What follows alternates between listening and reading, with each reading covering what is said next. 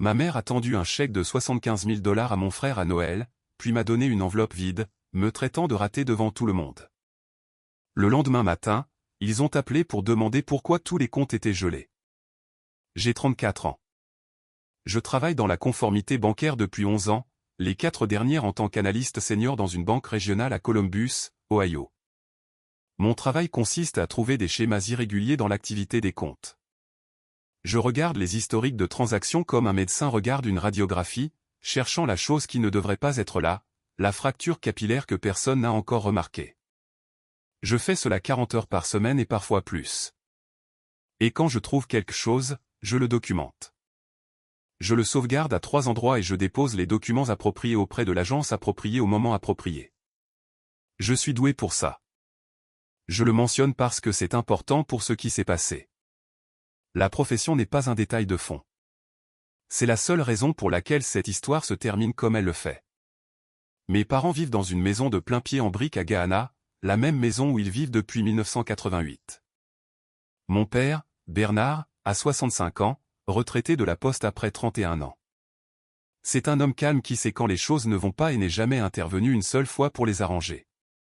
Ma mère, Irene, a passé 20 ans comme comptable pour une entreprise de chauffage et de climatisation, a pris sa retraite à 60 ans, et a passé les 4 années depuis à gérer la famille comme elle gérait le grand livre de l'entreprise.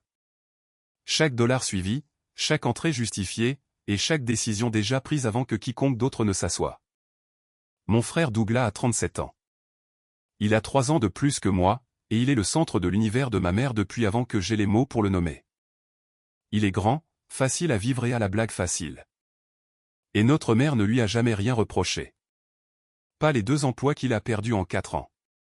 Pas le mariage qui s'est terminé avant que l'encre ne sèche. Pas l'entreprise qu'il a lancée en 2021 qui a fermé en 8 mois et a laissé derrière elle une pile de dettes que mes parents décrivaient en public comme une expérience d'apprentissage. Pas la façon dont il se présentait à chaque dîner de famille sans rien apporter et repartait avec des restes emballés dans des contenants que ma mère avait étiquetés à son nom. Rien de tout cela n'a jamais collé à Douglas comme tout me collait à moi. Je ne suis pas ici pour décrire une enfance en entier, mais il y a un souvenir que je dois vous donner car il explique la forme de tout le reste. Noël 1998. J'avais 8 ans. Douglas en avait 11. Ma mère a disposé les cadeaux comme elle le faisait toujours. La pile de Douglas sur le côté gauche du sapin, la mienne sur la droite. Sa pile était plus haute que le sapin.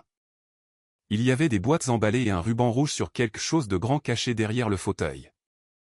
Ma pile avait 4 articles. L'un d'eux était une brosse à dents. J'ai ouvert une carte de ma grand-mère. À l'intérieur se trouvait un billet de 20 $ plié en 2. Je l'ai brandi et j'ai souri comme on m'avait appris à sourire. Douglas a ouvert le vélo rouge à 10 vitesses en dernier. Il en a fait le tour 2 fois les mains dans les poches, l'évaluant comme il évaluait tous les cadeaux de nos parents, comme un homme confirmant un inventaire qu'il avait déjà commandé. Puis il a levé les yeux vers notre mère et a dit « Il est parfait ». Et elle a fait un son que je ne l'avais jamais entendu faire auparavant. La douce expiration du bonheur pur, le son de quelqu'un qui a donné la chose exacte à la personne exacte. Quand j'ai brandi mon billet de 20 $, ma mère a dit « Tu peux mettre ça dans ta tirelire, ma chérie ». Elle l'a dit avec chaleur. Elle disait toujours tout avec chaleur. C'était la partie difficile. De l'extérieur, cela ne ressemblait pas à de la cruauté. Cela ressemblait à une mère qui aimait beaucoup son fils et apprenait à sa fille à économiser de l'argent. J'ai plié le billet de 20 $ et l'ai mis dans ma poche. Je ne l'ai pas mis dans une tirelire. Je l'ai mis dans une boîte de café que je gardais sur l'étagère supérieure de mon placard derrière une boîte à chaussures où ma mère n'avait jamais mis la main. À l'âge de 12 ans, cette boîte de café contenait 460 $. Je l'avais compté tellement de fois que les billets étaient devenus souples. Mon partenaire Félix observe ma famille depuis 6 ans. Il a 36 ans, est originaire de Cleveland, et travaille comme professeur d'histoire au lycée, ce qui signifie qu'il est professionnellement formé pour remarquer les dynamiques que d'autres personnes dans une pièce choisissent de ne pas voir. Il les voit. Il le dit à voix haute. C'est l'une des choses que j'aime le plus chez lui et aussi celle qui me mettait le plus sur la défensive. La première fois qu'il est venu à un dîner de famille, il est resté silencieux tout le trajet du retour. 45 minutes sur l'autoroute sans un mot, ce qui pour Félix est inhabituel. Il n'est pas une personne silencieuse en voiture. Puis il a dit, est-ce que ton frère paie un loyer? Je lui ai dit que Douglas restait à la maison sans payer de loyer pendant qu'il se remettait sur pied. Félix a hoché la tête lentement. De la façon dont il hoche la tête quand il a plus à dire et qu'il décide de la quantité qu'il dira ce soir-là par rapport à un autre soir. Depuis combien de temps est-ce qu'il se remet sur pied? Il a réemménagé après la fermeture de l'entreprise, donc environ 1 an. Et avant ça? Je n'ai pas répondu tout de suite. Avant ça, Douglas avait été dans la maison pendant 8 mois après la fin de son mariage. Avant ça, il avait été dans la maison pendant 14 mois après que son deuxième emploi l'ait licencié. Il y a eu une période entre les deux où il a eu son propre logement pendant peut-être 2 ans, et ces 2 années ont été la seule fois dans la mémoire récente où la maison n'avait abrité que mes parents. Il a eu une mauvaise passe, ai-je dit. Félix a dit, MHM. Juste ce seul son. Il a regardé par la fenêtre passager les lumières de l'autoroute et n'a rien dit d'autre. J'ai conduit jusqu'à la maison et j'ai lavé 11 assiettes dans l'évier une par une lentement et j'ai pensé à ce qu'il n'avait pas dit. La première mauvaise chose sur laquelle je pouvais mettre un chiffre s'est produite en mars de l'année d'avant. J'ai reçu une lettre d'une société de prêt de Cleveland adressée à moi à mon appartement de Columbus, avec mon nom légal complet et mon numéro de sécurité sociale dans la case du résumé de compte. La lettre était une confirmation de paiement pour un prêt personnel de $31 000 avec une mensualité de $618. Le courrier est arrivé à l'heure habituelle vers 14 heures. Je l'ai trié sur le comptoir de la cuisine comme je le fais toujours, debout, en le parcourant rapidement, la facture d'électricité, un catalogue de meubles d'extérieur que je n'avais pas demandé, un menu à emporter, et cette enveloppe, de couleur crème. De grammage professionnel avec un logo d'entreprise que je ne reconnaissais pas dans le coin supérieur gauche et mon nom dans la fenêtre d'adresse. J'ai failli la mettre de côté avec le catalogue. Quelque chose dans son poids m'a arrêté. Je n'avais pas contracté de prêt personnel. J'ai posé la lettre sur le comptoir de ma cuisine et je suis allé à la fenêtre et je suis resté là à regarder le parking en bas pendant un moment. 3 voitures que je reconnaissais, une que je ne reconnaissais pas. La lumière du parking était en panne depuis 6 semaines et le gérant de l'immeuble ne l'avait pas réparée. Je suis resté là à penser à ça, la lumière, la lettre, le parking, parce que je ne voulais pas penser à ce que je savais déjà. Puis je suis retourné au comptoir et j'ai relu la lettre lentement, de la manière dont je lis les relevés de compte signalés au travail. Je cherchais l'erreur. Il n'y avait pas d'erreur. Sous co-emprunteur, le nom listé était Douglas Franklin Vance. Il avait utilisé mon nom et mon numéro de sécurité sociale comme co-emprunteur sur un prêt à mon insu, sans ma signature, et sans mon consentement. Dans l'État de l'Ohio, c'est une fraude à l'identité. En droit fédéral, c'est une fraude électronique si le prêt a traversé les frontières de l'État, ce qui était le cas car la société de prêt avait son siège en Pennsylvanie. Je n'ai pas décroché le téléphone. Je me suis assise à ma table de cuisine, j'ai pris un stylo et j'ai noté la date sur un bloc-notes. Puis j'ai ouvert mon ordinateur portable. Dans mon travail, quand un compte présente un comportement irrégulier, nous n'agissons pas immédiatement. Agir immédiatement alerte le titulaire du compte et lui donne le temps de brouiller les pistes. Nous documentons d'abord. Nous construisons l'image. Nous laissons le schéma s'établir jusqu'à ce qu'il soit indéniable, jusqu'à ce que tout examen raisonnable aboutisse à la même conclusion. J'étais titulaire d'un compte joint sur le compte courant principal de mes parents depuis l'âge de 22 ans. Mon père a eu un problème cardiaque cette année-là et a passé 4 jours à l'hôpital dans l'aile de cardiologie méthodiste sur Southside Street. Ma mère m'a appelé de la salle d'attente et m'a demandé de venir et quand je suis arrivé, elle avait un formulaire sur cette table entre nous et un stylo et elle a dit « Peux-tu être sur le compte au cas où quelque chose arriverait ?» Et j'ai dit « Oui ». Et j'ai signé. Il s'est complètement rétabli. Mon nom est resté sur le compte parce que personne n'a pensé à l'enlever. Et j'avais utilisé cet accès exactement une fois en 12 ans, lorsque j'ai mis en place le paiement automatique de leurs factures d'eau pendant un mois où ils voyageaient. Une fois qu'ils sont revenus, j'ai arrêté de regarder. Après l'arrivée de la lettre en mars, j'ai recommencé à regarder. J'ai extrait 19 mois d'historique de transactions sur le compte courant du ménage, le compte d'épargne, un compte courant secondaire que ma mère utilisait pour ce qu'elle appelait les extras du ménage, et un compte du marché monétaire que mon père avait ouvert en 2015 pour un coussin de retraite. 1140 transactions. J'ai tout exporté dans une feuille de calcul et je l'ai trié de 3 manières différentes. Le schéma est apparu à la page 2. Un virement récurrent de 4200 dollars par mois du compte courant du ménage vers un compte externe. Les virements étaient étiquetés dans le champ mémo comme entretien de la maison.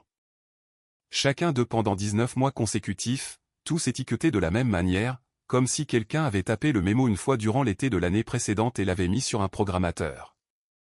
19 mois, 4200 dollars par mois, 79 800 dollars. Je suis resté assise avec ce chiffre pendant longtemps. J'ai pensé à février, quand ma mère m'avait appelé pour dire que les réparations du toit avaient coûté plus cher que prévu et qu'il pourrait avoir besoin d'aide pour l'impôt foncier cette année. Je leur avais envoyé 3000 dollars par virement bancaire. J'avais retiré cet argent d'un compte d'épargne que je constituais depuis 3 ans pour un acompte sur un condo. Je l'ai envoyé sans poser de questions parce que c'était mes parents et que le toit fuyait. 4 jours après avoir envoyé ces 3000 dollars, les 4200 dollars sont de nouveau sortis vers le compte de Douglas, et ma mère m'a appelé la semaine suivante pour me dire merci. Il s'était occupé de tout. Je n'ai rien cassé. Je me suis levé, j'ai lavé l'unique tasse de café dans mon évier, je l'ai séché et je suis allé me coucher. Le lendemain matin, j'ai ouvert un nouveau dossier sur mon ordinateur portable personnel et je lui ai donné un numéro de référence. J'ai sauvegardé toutes les exportations de transactions à 3 endroits, mon serveur de travail dans un dossier personnel, un disque dur externe que j'ai déplacé dans la boîte à gants de ma voiture, et un dossier cloud protégé par mot de passe dont ma mère ignore l'existence. Puis je suis allé travailler et je me suis assise à mon bureau et j'ai déposé un rapport d'activité suspecte sur un compte non lié pour un montant considérablement inférieur à 79 800 dollars. Et j'ai fait mon travail pendant 8 heures et je suis rentré à la maison.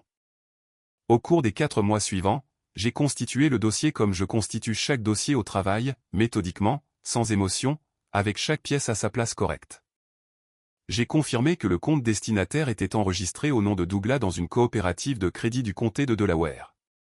Je me suis rendu dans ce comté un jeudi après-midi d'avril et je me suis assise dans ma voiture sur le parking du bureau du greffier du comté avec mon ordinateur portable et j'ai confirmé l'enregistrement via la base de données publique des registres du commerce.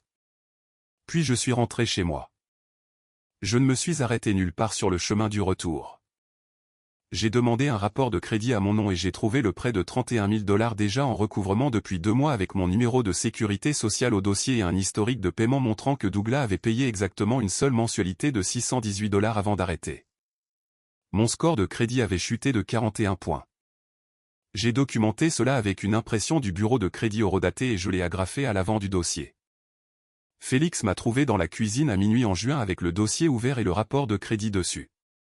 Il est resté dans l'embrasure de la porte un moment sans rien dire. Il dormait.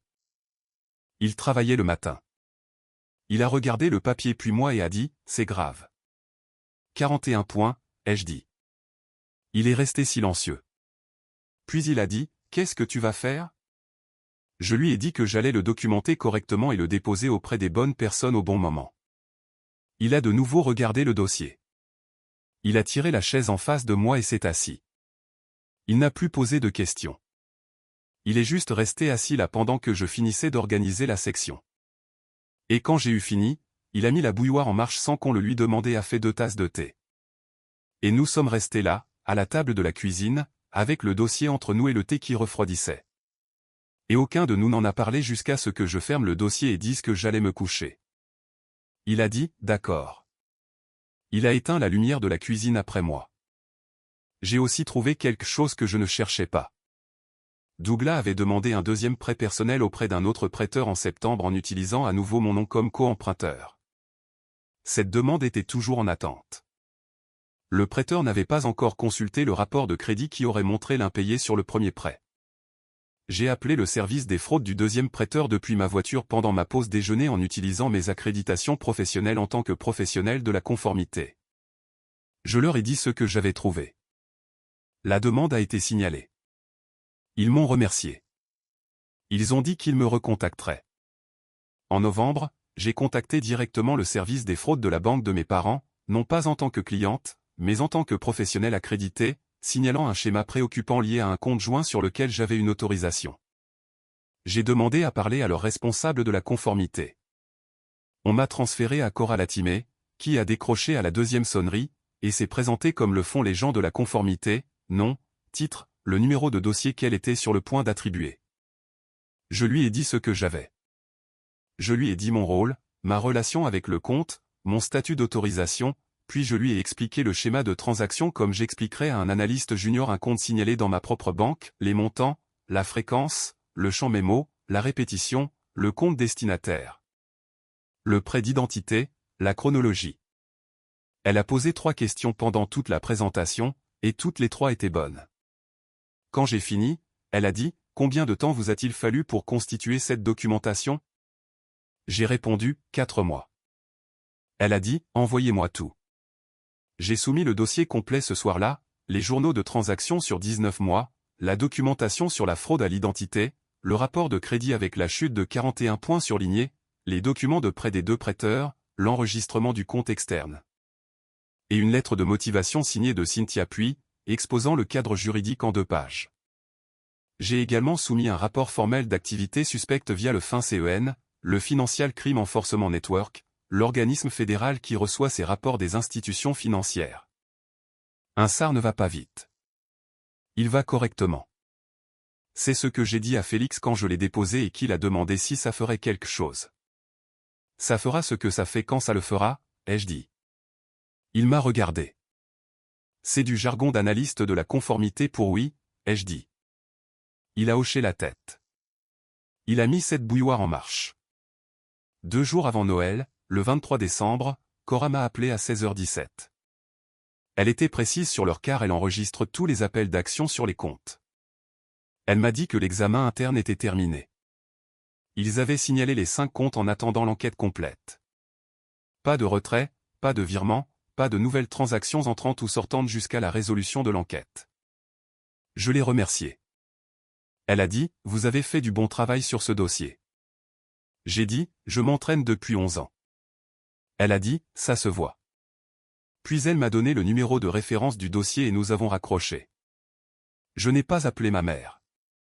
Je n'ai pas appelé Douglas. Je me suis rendu chez mes parents le soir suivant avec une bouteille de vin rouge et le dossier accordéon orange qui avait vécu sur leur comptoir de cuisine pendant 20 ans. J'avais emprunté ce dossier 8 mois plus tôt sous prétexte d'organiser des papiers pour eux. À l'intérieur se trouvaient maintenant 3 jeux imprimés des journaux de transaction complets, le numéro de référence du SAR, la documentation sur la fraude à l'identité, et une lettre de Cynthia Puy, mon avocate, résumant la situation financière de la famille en 7 pages. Je l'ai apporté dans la maison. Je l'ai posé sur le comptoir à côté de la corbeille à pain, à l'endroit où il avait toujours été. Personne ne l'a regardé. C'était juste le dossier orange des factures qui rentrait à la maison. Le dîner était à 18h. La sœur de mon père, tante Phyllis, et son mari Warren étaient venus de Westerville. 2 des amis de lycée de Douglas dont je n'ai jamais retenu les noms malgré 10 ans de dîner de famille. Une voisine, Madame Osborne, 74 ans, que ma mère invitait chaque année parce qu'elle était veuve et n'avait pas de famille dans l'État. Félix, assis en face de moi, qui avait mis sa belle chemise et mangeait le gratin de haricots verts avec l'expression d'un homme qui a lu la dernière page d'un livre et regarde maintenant tout le monde l'atteindre. Douglas est arrivé à 18h18 avec Nadia, sa petite amie depuis 11 mois, qui a apporté des petits pains de supermarché dans un sac en papier et s'est excusé d'être en retard de la manière vive et fuyante de quelqu'un qui a fait du retard sa personnalité plutôt que son problème. Ma mère avait magnifiquement mis la table. Elle fait ça. La belle nappe du coffre en cèdre, les bougeoirs en laiton qu'elle a depuis 1992, les serviettes rouges pliées en triangle. Quoi qu'on puisse dire d'autre sur Irene Vance, elle sait faire d'une table une promesse. Elle peut faire en sorte que 14 personnes sentent pour un instant que la pièce est exactement ce qu'elle a toujours essayé d'être. Le dîner était composé de jambon, de pommes de terre gratinées, de gratin de haricots verts, des petits pains de supermarché de la petite amie de Douglas, que Douglas a présenté à table comme s'il les avait fait lui-même. Les cadeaux sont venus après que les assiettes ont été débarrassées. Ma mère a disparu dans la chambre du fond et est revenue avec 2 enveloppes blanches, toutes 2 de forme à lettres, toutes 2 scellées, toutes 2 avec des noms écrits sur le devant de sa main, l'écriture soignée et bouclée qu'elle utilise pour tout ce qu'elle considère comme officiel. L'écriture des cartes d'anniversaire et des enveloppes de dons à l'église et de la carte que ma grand-mère a envoyée avec un billet de $20 en 1998. Elle a tendu la sienne à Douglas en premier. Il l'a ouverte comme on ouvre quelque chose dont on connaît déjà le contenu, sans cérémonie, en douceur. Une seule traction nette du rabat. À l'intérieur se trouvait un chèque de $75 000. Il l'a regardée un moment puis l'a regardée et a dit de la voix mesurée d'un homme feignant la surprise, « Maman, tu n'aurais pas dû. » Elle lui a tapoté le bras 2 fois, comme on tapote un bras quand les mots sont secondaires. « Je sais exactement ce que je fais, » a-t-elle dit. « C'est ton avenir juste là. » Il y a eu un murmure autour de la table. Phyllis a dit, « Mon Dieu, Irene. » Les deux amis de lycée de Douglas ont échangé un regard qui se situait entre l'impressionné et le soulagé, comme s'ils s'étaient inquiétés pour lui et que cela l'avait dissipé. Madame Osborne a souri avec précaution dans sa serviette. Félix a regardé sa fourchette et l'a ajustée d'un quart de pouce vers la gauche. Mon père a regardé son assiette. Puis ma mère s'est tournée vers moi. Elle a tendu la deuxième enveloppe. Je l'ai prise. Mon nom était sur le devant avec la même encre bleue, la même écriture soignée. J'ai glissé mon doigt sous le sceau, de la manière dont j'ouvre chaque courrier, sans hâte, en lisant au fur et à mesure. À l'intérieur se trouvait une carte. Blanche, sans ligne, du genre qui vient par paquet de 10 dans une pharmacie sous une pochette en cellophane. Sur la carte, de la même écriture, il y avait 4 mots. Tu es une ratée, avec notre nom de famille. Je l'ai lu 2 fois, lentement, comme je lis tout, cherchant la chose qui ne devrait pas être là. Les 4 mots étaient la chose qui ne devrait pas être là. J'ai levé les yeux. Ma mère me regardait avec une expression que je ne peux décrire que comme sereine, le regard serein de quelqu'un qui a attendu longtemps pour dire à voix haute ce qu'il croit depuis des années et l'a finalement fait correctement. Douglas a ri le premier. Un son court, un test de la permission de la pièce. Un des amis du lycée a ri après lui. Nadia a fait un son adjacent à un rire, assez bas pour le nier plus tard. Quelqu'un d'autre à table a déplacé sa chaise. Félix n'a pas ri. Il a posé sa fourchette avec soin et m'a regardé. Mon père a regardé son assiette. Phyllis a regardé ma mère, puis la carte dans ma main, puis la table devant elle. Warren était devenu complètement immobile sur sa chaise. Madame Osborne m'a regardé avec des yeux très clairs et stables. J'ai plié la carte une fois le long de son pli central et je l'ai remise dans l'enveloppe. J'ai posé l'enveloppe sur la table à droite de mon assiette. J'ai pris ma fourchette et j'ai mangé une bouchée de pommes de terre gratinées parce que je n'avais pas dîné. Et je n'allais pas donner à la pièce la satisfaction de me voir partir sans finir ce qu'il y avait dans mon assiette. Puis j'ai posé la fourchette. J'ai plié ma serviette et je l'ai placée sur l'assiette. Je dois me lever tôt demain, ai-je dit. J'ai reculé ma chaise. Je me suis levé. Je suis allé au crochet près de la porte, j'ai pris mon manteau, je suis allé au comptoir de la cuisine et j'ai ramassé le dossier accordéon orange. Ma mère a dit de la table, « Claudette, nous n'avons pas eu de dessert. » Elle l'a dit de la même voix qu'elle utilisait quand j'avais 12 ans et que je quittais la table avant la fin du bénédicité. La voix qui attendait l'obéissance parce que l'obéissance avait toujours suivi. « Joyeux Noël, maman, ai-je dit. » Félix était déjà derrière moi. Je ne sais pas à quel moment il s'est levé. Son manteau était dans sa main et sa chaise était repoussée proprement sous la table. Ce détail me reste, qu'il ait repoussé sa chaise. Même à ce moment-là. Madame Osborne a dit doucement, « Bonne nuit, ma chère. » Elle l'a dit de la manière dont quelqu'un parle quand il a été témoin de quelque chose qu'il ne peut pas réparer et veut que la personne sache qu'elle n'est pas invisible. Elle me regardait directement, et j'ai tenu son regard un moment, et ce que j'y ai vu n'était pas de la pitié. C'était de la reconnaissance, celle qui vient de 74 ans d'observation des pièces. « Bonne nuit, Madame Osborne, ai-je dit. » La porte s'est refermée derrière nous. Félix n'a rien dit jusqu'à ce que nous soyons sur l'autoroute, après le premier viaduc, les phares des Noëls des autres passant dans l'autre sens. Puis il a tendu la main et l'a posée sur mon bras et l'y a laissé pour le reste du trajet. Si cette histoire vous touche en ce moment, si vous avez déjà ouvert quelque chose qui était censé vous briser et que vous avez dû décider quoi faire de vos mains, abonnez-vous car cette histoire n'est pas terminée. Et la partie suivante est la raison pour laquelle elle a dit qu'elle voulait que cela soit raconté. Le lendemain matin était le jour de Noël. À 7h43, le téléphone portable de ma mère a sonné. À 7h44, le téléphone portable de Douglas a sonné. À 7h46, le téléphone portable de mon père a sonné. Je connais les heures exactes parce que Cora Latimé, la responsable de la conformité de l'agence de la banque de mes parents, tient des journaux d'appel pour chaque action de compte qu'elle initie lors d'une enquête.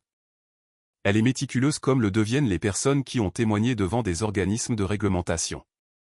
Elle m'a dit plus tard, lorsque l'examen complet a été terminé, exactement ce qu'elle a dit à chaque personne qui a répondu, que les comptes faisaient l'objet d'un examen de fraude actif, ce que cela signifiait, aucun fonds accessible en attendant l'enquête, ce que cela couvrait, les retraits, les virements et les nouvelles transactions, tous suspendus, que faire en cas de préoccupation, contacter le service des fraudes de la banque avec le numéro de référence du dossier qu'elle était prête à fournir. Ma mère m'a appelé à 8h02. J'étais dans ma cuisine en train de faire du café. J'ai regardé son nom apparaître sur l'écran de mon téléphone. J'ai regardé l'écran jusqu'à ce qu'il s'éteigne. Puis j'ai versé mon café et je suis resté à la fenêtre à regarder le parking qui était calme le matin de Noël et j'ai bu la moitié de la tasse avant qu'elle ne refroidisse.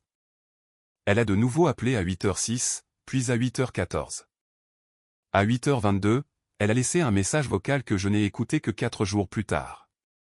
Douglas m'a envoyé un texto à 8h20. Le texto disait « Qu'est-ce que tu as fait ?»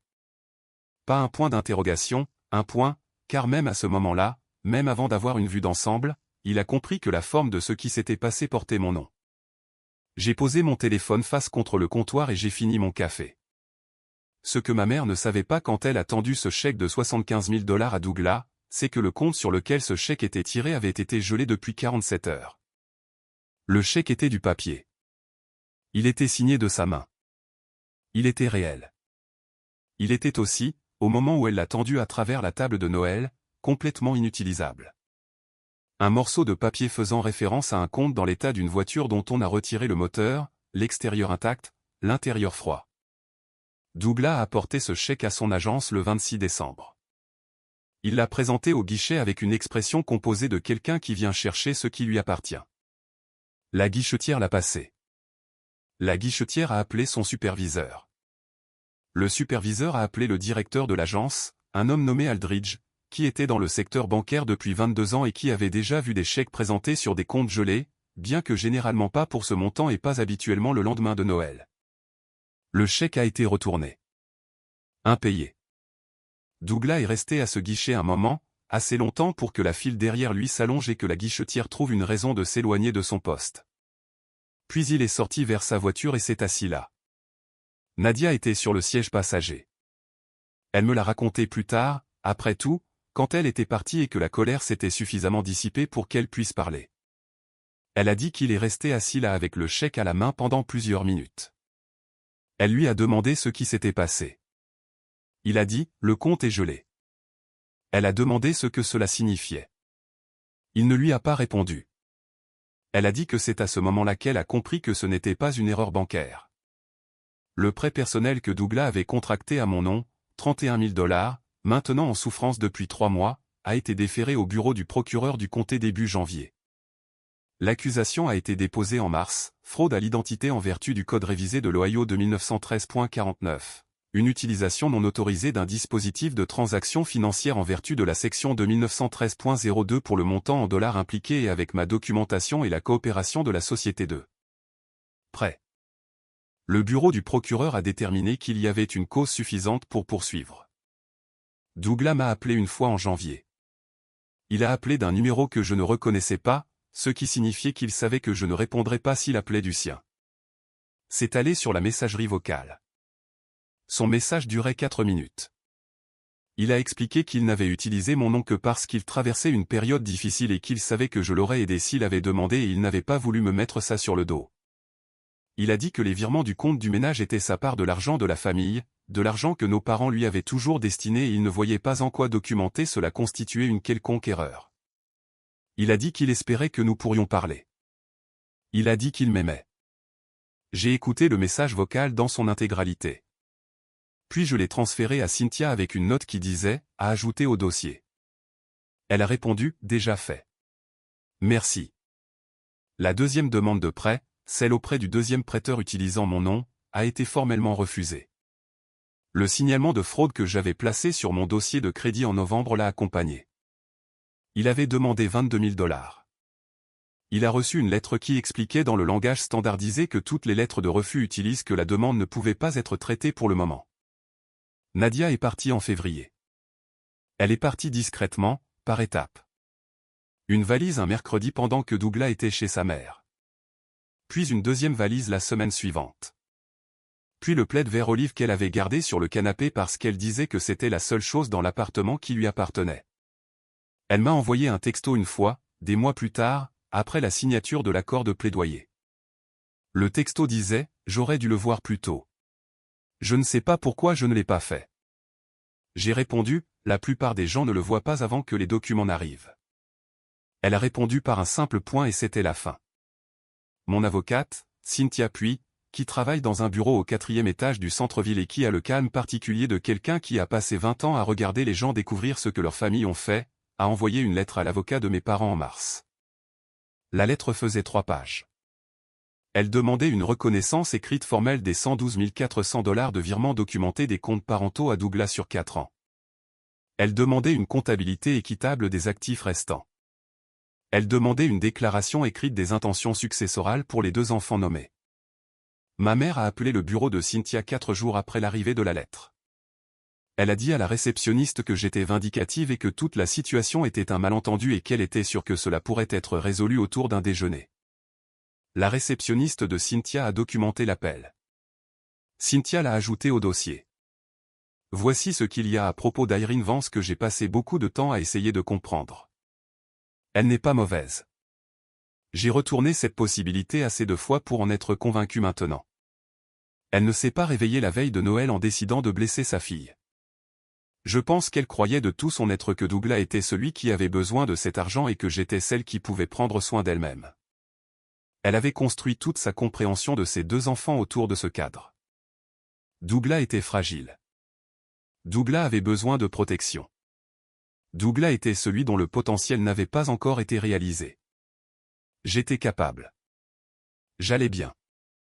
J'étais celle qui avait envoyé les 3 000 $ quand le toit fuyait et ne les avait pas redemandés. Ma capacité était dans sa comptabilité la preuve que je n'avais pas besoin de ce qu'elle lui donnait. Ma stabilité était la preuve qu'elle pouvait rediriger les ressources vers lui. Chaque virement de 4 200 $, elle le justifiait comme le stabilisant.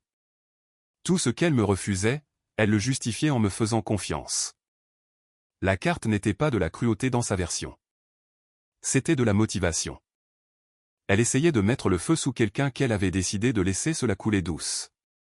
Le fait que cette logique m'ait coûté 41 points sur mon score de crédit, un prêt frauduleux à mon nom, 19 mois à regarder l'argent quitter les comptes du ménage, et une enveloppe de Noël conçue pour m'humilier devant 14 personnes.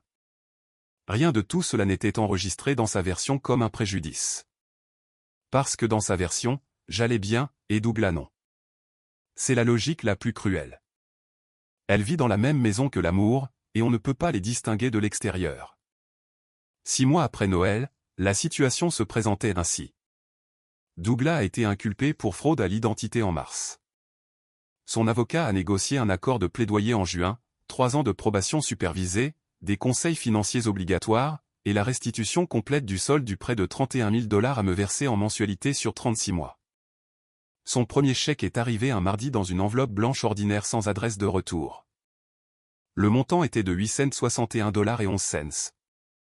Je l'ai déposé cet après-midi-là au distributeur automatique pendant ma pause déjeuner, je suis retourné à mon bureau et j'ai ouvert le prochain dossier de compte signalé dans ma file d'attente. Je n'ai rien ressenti que je puisse nommer. Ce n'est pas de l'engourdissement. C'est ce que l'on ressent réellement quand une résolution arrive correctement. Pas une vague, pas une libération, juste la chose suivante. Mon score de crédit est remonté à moins de 9 points de là où il était.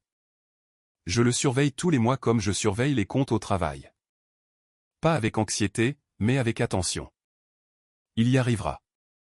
La lettre de Cynthia a produit une déclaration financière familiale signée de l'avocat successoral de mes parents, un homme prudent nommé Alderton, qui, je suppose, a trouvé tout le processus aussi inconfortable que n'importe qui d'autre impliqué. Et qui a documenté dans un langage clair et précis que Douglas avait reçu 112 400 $ de virements parentaux sur 4 ans, alors que j'avais reçu un seul paiement de 3 000 $ au cours d'un mois où 4 200 $ sont partis simultanément vers le compte de Douglas. La déclaration n'a rien changé légalement, mais elle existait. Elle était dans les dossiers du bureau de Cynthia, dans le système du bureau d'enregistrement du comté et dans le dossier de sauvegarde sur mon disque dur externe. Mes parents sont toujours dans la maison de Plain-Pied en briques à Gahanna. Mon père m'a appelé en avril. Il n'a rien expliqué et ne s'est excusé de rien. Il m'a dit que les tomates arrivaient tôt cette année et m'a demandé si j'en voulais. J'ai dit oui. Un samedi de fin avril, il a laissé un sac sur mon porche sans frapper, avec un élastique autour des poignets et une serviette en papier plié à l'intérieur qui disait de sa main « Meilleur cette année ». Je suis resté sur le porche un moment, tenant le sac. La rue était calme. Quelqu'un à 2 maisons de la tondait la pelouse. Les tomates étaient encore chaudes du jardin, ce qui signifiait qu'il était venu directement ici, ne s'était arrêté nulle part, les avait juste cueillies et était venu. Il ne pouvait pas dire ce qu'il ne pouvait pas dire, mais il était venu. C'était quelque chose. Ma mère n'a pas appelé depuis le message vocal de décembre, que j'ai écouté une fois le 4e jour et n'ai pas réécouté. Elle ne s'y est pas excusée, elle a expliqué. Il y a une différence. Phyllis m'a appelé en février. Elle est restée silencieuse longtemps au début de l'appel, le genre de silence qui prépare quelque chose. Puis elle m'a dit qu'elle avait prêté $18 000 à mes parents 18 mois plus tôt pour ce qu'Irene lui avait dit être des réparations de plomberie d'urgence, une canalisation sous les fondations. Le devis était de ce montant. Que pouviez-vous faire? Elle a dit qu'elle avait demandé le remboursement 3 fois depuis, et qu'à chaque fois Irene changeait de sujet pour autre chose, pour les petits-enfants, pour le dos de Warren, pour à quel point les choses étaient difficiles pour Douglas en ce moment. Après avoir reçu la demande de divulgation de Cynthia par la poste, que j'avais demandé à Cynthia d'envoyer à tous les membres de la famille pour mémoire parce que Cynthia avait dit que c'était approprié et que j'avais accepté, Phyllis a sorti ses propres relevés bancaires. Les $18 000 avaient quitté son compte et atterri sur le compte courant du ménage de mes parents. 2 semaines plus tard, $18 000 ont quitté le compte courant du ménage pour le compte externe de Douglas, dans le même schéma d'incrément de $4 200. 4 paiements sur un mois. Son argent pour la plomberie d'urgence, a dit Phyllis au téléphone d'une voix très stable qui avait clairement été stable pendant un certain temps avant qu'elle ne m'appelle. Je n'en avais aucune idée. Je lui ai dit que je la croyais complètement. Elle est redevenue silencieuse. Puis elle a dit qu'elle était désolée. Elle n'a pas dit exactement pourquoi. Je pense que c'était pour plusieurs choses à la fois, comme le sont généralement les excuses quand elles sont réelles. Pour les rires à table, pour ne pas avoir parlé, pour les $18 000 qu'elle ne reverrait probablement pas. Pour les 30 ans où elle avait regardé Irene gérer sa version de la famille et ne l'avait jamais remise en question parce qu'elle était de la famille et que ça ne se fait pas. Je lui ai dit qu'elle n'avait pas à être désolée de quoi que ce soit et je le pensais. Warren a pris brièvement la ligne à la fin de l'appel et a dit « Tu as bien fait ». 3 mots. La façon dont les hommes d'un certain âge disent la chose la plus vraie, vite, à voix basse, et sans élaboration, comme si la chose était évidente et l'avait toujours été. Et il le notait juste pour mémoire.